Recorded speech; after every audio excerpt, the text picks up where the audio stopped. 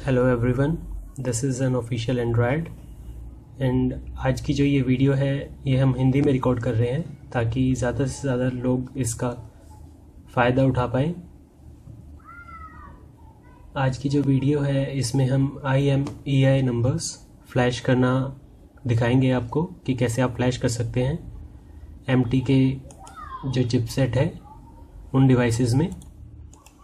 तो इसके लिए आपको सबसे पहले क्या क्या चीज़ रिक्वायर्ड है वो मैं बता देता हूँ। सबसे पहले तो जिस फ़ोन के IMEI नंबर्स आप फ्लैश करना चाहते हैं उसके ड्राइवर्स चाहिए आपको। The most important database file ये जो है ये आपको स्टॉक रोम में मिल जाएगी। जैसे कि ये स्टॉक रोम है माइक्रोमैक्स 116 की, तो इसके अंदर से ही एक्सट्रैक्ट की होती है या मैंने एक्सट्रैक्ट की हुई है। इस डाटाबेस को हम एक्सट्रैक्ट करके मैं दिखाता हूँ इसके अंदर क्या फाइल्स होंगी ताकि आप इसे ईज़िली देख सकें। इस डाटाबेस में ये दो फाइल्स मिलेंगी आपको। ये MT6589 के लिए है, सॉकेट के लिए। ये हमने कर लिया है अनजिप एंड इसी तरह से एक और लिंक मैंने नीचे दिया हुआ है USB डिव्यू का। अगर आप पहली बार अपने फ़ोन में IMEI नंबर फ्लैश कर रहे हैं या स्टॉक रोम फ्लैश कर रहे हैं तो आपको USB डिव्यू की ज़रूरत नहीं है। बट अगर पहले भी काफ़ी डिवाइसेस में कर चुके हैं तो कई बार क्या होता है, ड्राइवर इशू हो जाता है। इसके लिए हम आपको USB डिव्यू का सॉफ्टवेयर है, ये नीचे लिंक प्रोवाइडेड है, इसको आपको एज एडमिनिस्ट्रेटर रन करना है। देन यहाँ पे जितने भी आपको MT के बेस्ड ड्राइवर्स दिख रहे हैं उन्हें अनइंस्टॉल कर देना है ताकि आपके डिवाइस की फ्लैशिंग में कोई प्रॉब्लम ना आए। अदरवाइज़ क्या होता है, पिक ही नहीं करता है। आपका जो डेस्कटॉप है या PC है, लैपटॉप है, वो आपके डिवाइस को पिक ही नहीं करता है और फ्लैशिंग नहीं हो पाती है। सो अभी इसमें कोई नहीं है। हाँ, आप इसके अंदर से ये जो MT के या ADB भी अगर ज़्यादा प्रॉब्लम हो, अगर ना हो रही हो फ्लैशिंग, तो ADB भी आप अनइंस्टॉल कर सकते हैं। बट पहले फ़िलहाल हम देखते हैं CDC भी कर दीजिए। CDC भी इसी के लिए ड्राइवर्स होते हैं। अब मैं आपको अपना फ़ोन दिखाता हूँ। This is Micromax A116 116 Micromax canvas HD है ये डिवाइस।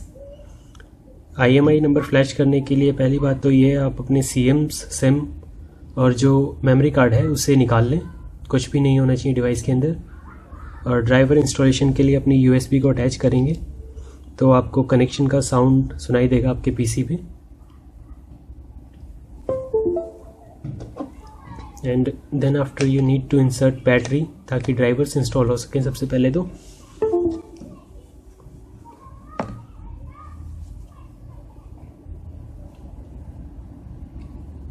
आपको डिवाइस को वैसे ऑन नहीं करना है, इसे बैटरी निकाल के दोबारा ऑफ कर लीजिए और लेट इट बी। इसे यहाँ पे रखिए और अपने माई कंप्यूटर पे जाइए।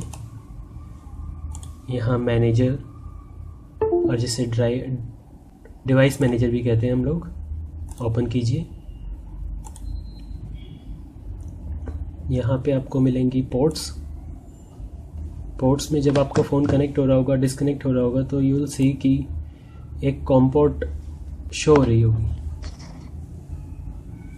एवरी टाइम जब फ़ोन डिस्कनेक्ट और कनेक्ट होता है। ये देखिए अभी ये ड्राइवर्स इंस्टॉल नहीं है, तो इसके लिए हम जो हमारे डिवाइस के प्रॉपर ड्राइवर्स हैं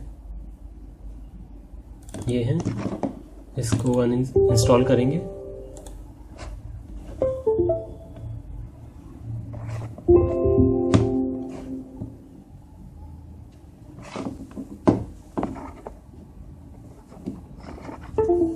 मेरे PC में ऑलरेडी ड्राइवर्स इंस्टॉल्ड है, तो पहले मैं अनइंस्टॉल करके दोबारा इंस्टॉल करता हूँ।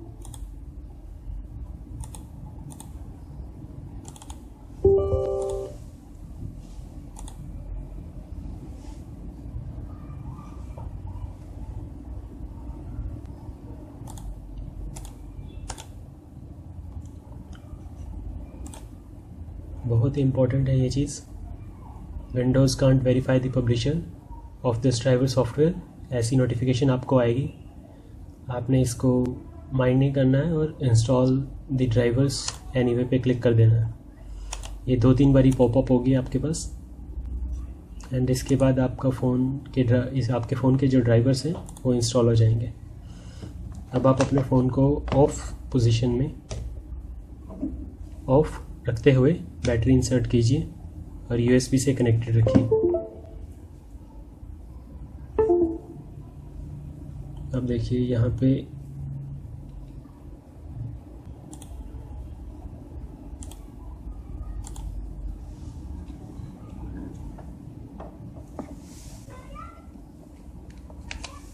अब जैसे ही मैं बैटरी इंसर्ट करूँगा यहाँ पे शो होंगे, ये रहा मोबिस्टिल कॉम्पोर्ट ड्राइवर्स आई थिंक,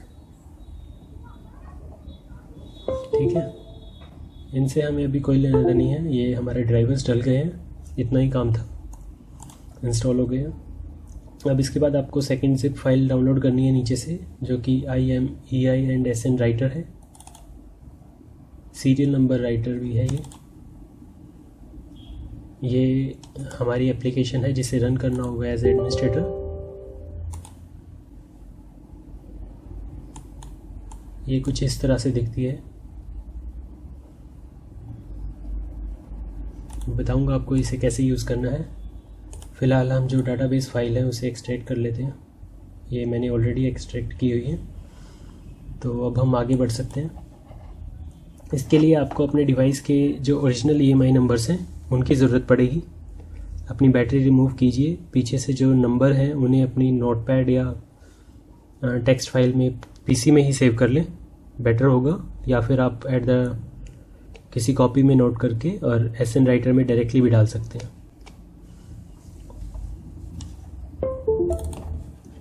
जैसे कि मैंने अपने नंबर्स यहाँ पे सेव कर रखे हैं। तो सबसे पहले आपको क्या करना है, इस प्लेटफॉर्म को चेंज करना है। यहाँ पे फीचर से इसे स्मार्टफोन में कन्वर्ट करना है, USB में कन्वर्ट करना है, देन टिक करना है स्टेशन। अगर आपके सीरियल नंबर भी इनवैलिड शो कर रहा है या 1 2 3 शो कर रहा है, एग्जैक्ट जो डिवाइस के पीछे है वो नहीं शो कर रहा है, तो आप इसे टिक कर सकते हैं। IMEI number 1 and 2। And in case अगर आपके पास कई बार होता है कि कस्टम रोम डालने के बाद NVRAM वार्निंग शो करता है और डिवाइस वाईफाई से मैक एड्रेस चेंज होता रहता है हर रीबूट पे, तो उसको भी परमानेंटली राइट करने के लिए यही तरीका है। ब्लूटूथ में मोस्टली प्रॉब्लम्स आती नहीं है, तो हम कॉपी करते हैं अपने नंबर्स,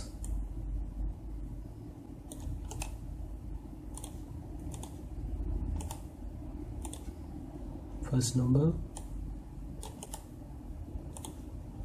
एंड पेस्ट करना है यहाँ पे। ये हमारा मोबाइल का सीरियल नंबर है।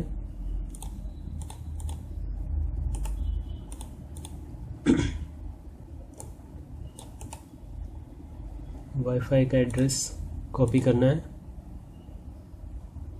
ये मेरे वाईफाई का एड्रेस है एक्चुअली। ये वाईफाई का एड्रेस आपको ना फ़ोन ऑन होगा तो आपको सेटिंग्स में जाके अबाउट में मिल जाएगा। अबाउट में IMI इन्फॉर्मेशन होगी, वहाँ पे आपको मैक एड्रेस मिल जाएगा वाईफाई का, या फिर वाईफाई के कॉलम में जाके एडवांस सेटअप में आप वाईफाई मैक एड्रेस देख सकते हैं अपना। फ़िलहाल मैं इसे पेस्ट नहीं कर रहा हूँ। और यहाँ पे हमें रीड भी करने ये आइटम्स की फ्लैश हो गए या नहीं, तो उनके लिए हम यहाँ टिक कर देते हैं। अब जो इम्पोर्टेंट काम है वो है यहाँ पे सेलेक्ट डाटाबेस। डेस्कटॉप पे हमारा डाटाबेस। सबसे पहले हमें ये APD फाइल सेलेक्ट करनी है, देन दिस वन। फ़ोन आपको दिख रहा है, फ़ोन को ऑफ ही रखना है। फ़ोन की बैटरी निकालिए और इसे यहाँ पे इंसर्ट करेंगे जब आप, तो कुछ नहीं करना है आपको, सिर्फ अपने PC से कमांड देनी है स्टार्ट की। Now you will see entering to modem meta start and power on. ये यूएसबी के थ्रू खुद ऑन होगा। इन केस अगर नहीं हो रहा है, अगर आपको ये बैटरी का साइन शो होने लग जाता है या माइक्रोमैक्स कैनवस एचडी शो होने लग जाता है, तो इट मीन्स हमने गलत फाइल्स चूज़ कर ली हैं जो डाटाबेस की हैं। उनका प्रोसीजर भी अलग है, मतलब सीक्वेंस है जो, उसका आपको ख़ास ख्याल रखना है। हम वेट करते हैं इसके फेल हो जाने की। चलो मैं एग्ज़िट कर देता हूँ इसे एंड हम दोबारा से एप्लीकेशन रन करेंगे। अब आप देख सकते हैं हम सेम प्रोसीजर फॉलो कर रहे हैं जो पहले किया था। IMEI numbers and station number, sorry, serial number this is।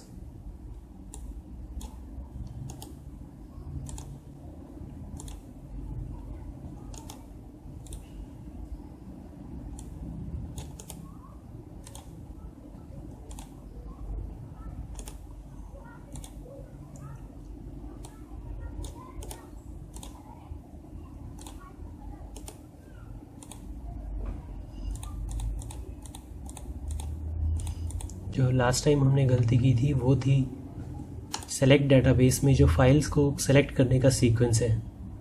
First click पे आपको अब ये वाली PPLG फाइल सेलेक्ट करनी है, ओपन इट। दोबारा से विंडो पॉपअप होगी, उस टाइम पे आपने APDB वाली फाइल सेलेक्ट करनी है। अब हम अपनी USB दोबारा से कनेक्ट करते हैं।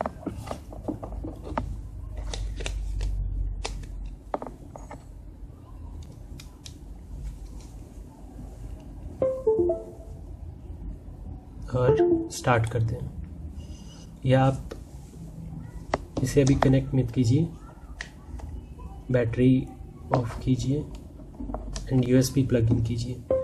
जैसे कि यहाँ इंस्ट्रक्शंस आ रहे हैं, पावर ऑफ योर फ़ोन। अब ये देखिए कैनवस HD अपने आप शो होने लगा है, बूटअप कर रहा है। स्टेशन राइटिंग, ब्लूटूथ एड्रेस सब राइट हो गया है।